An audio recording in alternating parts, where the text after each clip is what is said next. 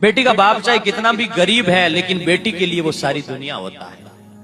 और जब बेटी के हाथ पर, बेटी के सिर पर बाप का हाथ आता है ना, तो बेटी यूं समझती है कि अब मैं दुनिया की सबसे सुरक्षित जगह पर, सबसे सुरक्षित जगह है बेटी के लिए। कितना भी ससुराल में सुख हो, आनंद हो, लेकिन बेटी जब पीहर जाती है और बाप भलाई बूढ़ा हो गया हो, उसके हाथ कंप रहे हो भलाई, लेकिन वो धीरे से बेटी के सिर पर स्पर्श करता है ना, तो बेटी का नैन भर जाता है कि दुनिया में बहुत स्पर्श मिले, बहुत तरह के सुख मिले, लेकिन इस सुख के बराबर कोई सुख नहीं है। क्योंकि पिता का सिर हाथ पर आता है, एक अलग तरह से बेटी का भाव बन जाता है। और बाप भी